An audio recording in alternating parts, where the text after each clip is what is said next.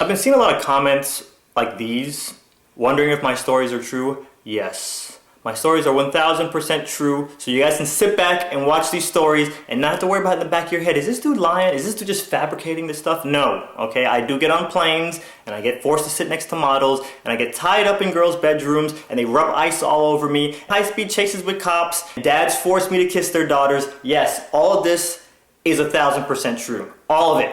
Now here comes another one. You guys want another story? Okay, you got it. I've never been able to figure out you girls. I shouldn't say you girls. I've never been able to figure out some of you girls when it comes to the friend zone. I have no problem being in the friend zone. The only problem is your actions sometimes, as a guy, gets misinterpreted because we overthink a lot of this stuff. Different guys interpret things different ways, but girls, pay attention. Whoa, just because we go to the movies every Friday and I call you every day and we talk for 5 hours a day and I send you emails that are this big and we go to the beach every other weekend doesn't mean I want to be in a relationship with you, okay? When you're doing stuff like that, as a guy, we overthink it, trying to play it down like, no, this girl doesn't like me, but then it becomes obvious that, wait, this girl might like me, and then when we say, hey, I like you, we're crazy. Once the relationship has been established, I can help out, but in the friend zone type stuff, when people ask me, dude, I don't know if this girl likes me, what should I do? Here are the signs. Good luck. There was one girl that I used to work with, really cute girl. So cute to the point to where all the other lifeguards that was around me, they never wanted to go holler at her because she was just that cute. And she just never would have a boyfriend.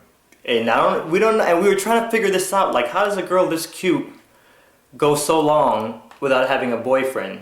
A few weeks later, she needs help moving. You can tell your true friends by who shows up on moving day.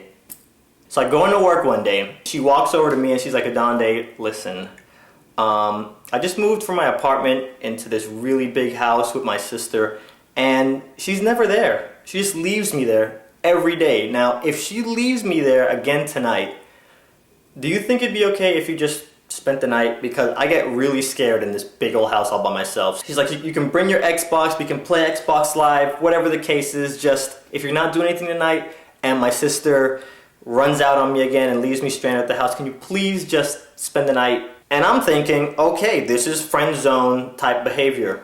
Totally not out of character. Spending the night at the girl's house because she's scared. All right. I tell her, yes, I can definitely do that. Now, this girl lives an hour away from me.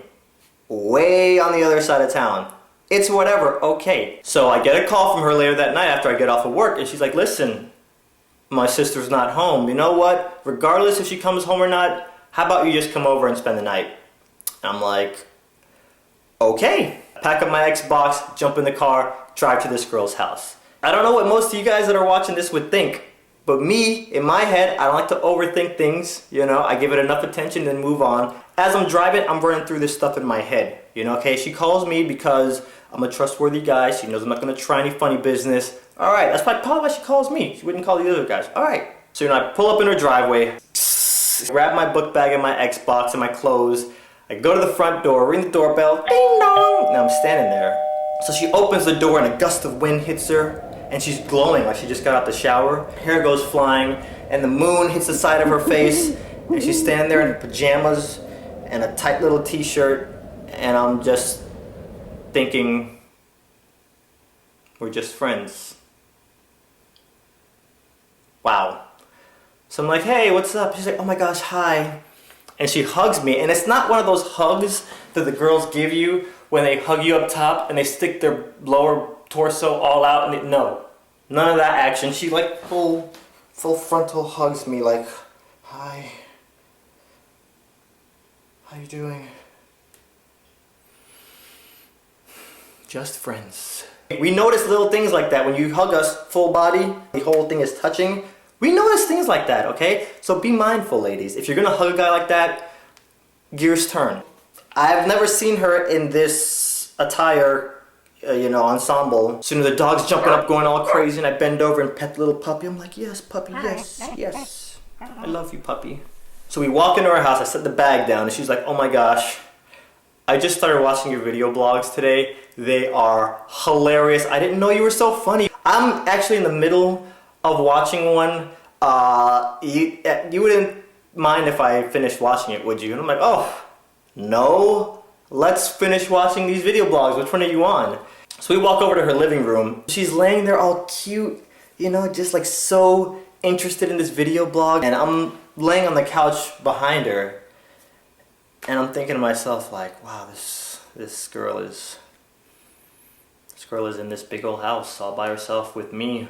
And she's there in her pajamas just watching the videos, and she's so into it. She's watching the video and that one finishes and she watches another one and then another one, and I'm just like, this is so cute. I have to do this. And I reach into my pocket real slowly and take out my camera, and I'm like,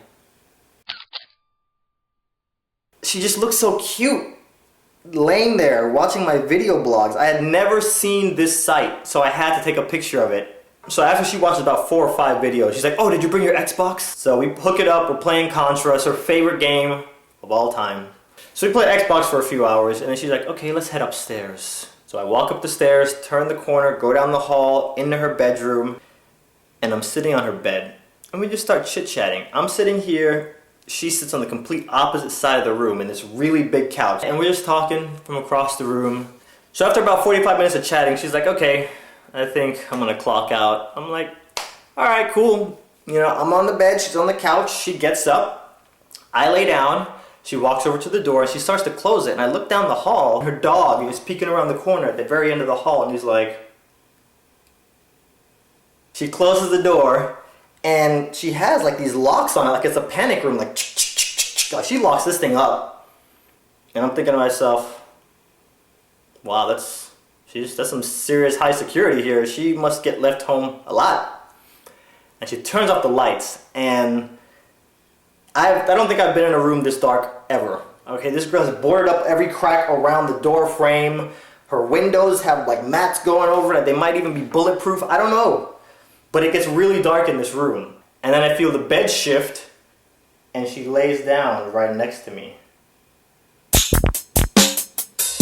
Alright, you see what's going on here, ladies? Okay, guys, are you with me? You with me on this one, guys? Okay, this is what's going on. The gears are turning. Almost like crazy. Not even just one crazy, but double crazy. Think about your actions, ladies that want to stay in the friend zone, okay? If you're trying to take it out of the friend zone, that's one thing. But if you're trying to keep it in the friend zone, okay, you can't be doing stuff like this. That's crazy. We're in pretty close proximity. It's not a big bed. Here's the internal dialogue. Do I lay here and do nothing? Or is she trying to kind of bait me into doing something? But if I do something, then everything's gonna change, because if I make a move, it's not something that's invited, it could change everything. Whether it's a positive reaction or a negative reaction, everything could change from this point. But again, I'm just doing my innocent thing, just minding my own business, and you thrust yourself into bed with me in this pitch black pleasure chamber, okay? The dog even gave me a thumbs up as the door was closing. What does that mean? I like our friendship situation, but I'm not sure what I'm supposed to think about this current situation. Okay, let's look at this like a game of DOA. She's potentially baiting me in, all right, expecting me to do a high punch. You know, let me just walk in there and do like a jab and see how she reacts, okay? That's what my plan of action is. So I go in, and I don't really go for like a stroke on the back or, you know, a kiss on the neck. I don't do anything like that. I just position my foot to rest on the back of hers. Just nice and subtle. You know, I don't want to do anything too crazy. You know, she's laying there with her back facing me. Perfect spooning position. But I don't know. We're gonna save that for round 2. My first opening attack, I just kind of just rest my foot just establish some kind of contact, physical. Rest my foot on the back of her foot. Nice and innocent. So we're laying there and nothing. So now I'm like, okay, was that not enough?